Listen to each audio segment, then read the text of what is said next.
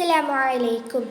Today I am going to recite Surah Maryam, ayah number 61 to 64, which meaning أعوذ بالله من الشيطان الرجيم.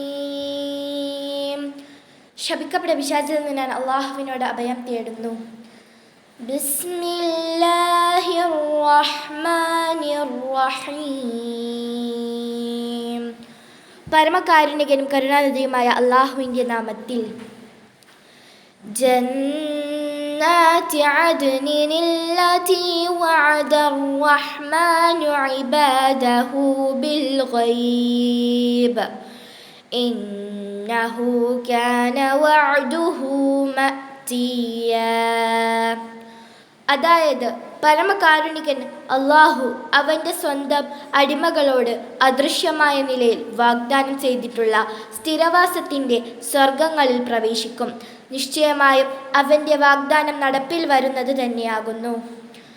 ലാ യസ്മഊന ഫീഹാ ലഗ്വൻ ഇല്ലാ സലാമാ വലഹും റിസ്ഖുഹും ഫീഹാ ബുക്റതൻ വഅശിയ്യ.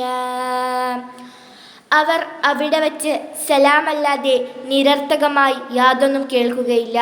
അവർക്ക് അവിടെ തങ്ങളുടെ ഉപജീവനം, ആഹാരം കാലത്തും വൈകിട്ടും ഉണ്ടായിരിക്കുന്നതുമാണ്.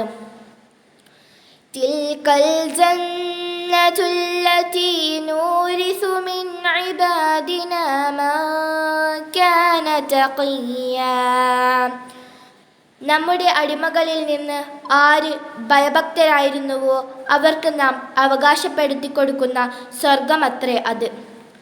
വമാ നതനസ്സലു ഇല്ലാ ബിഅംരി റബ്ബിക് ലഹു മാ ബൈന ഐദീനാ വമാ ഖൽഫനാ വമാ ബൈന ദാലിക് വമാ കാന റബ്ബുക നസിയ്യാ.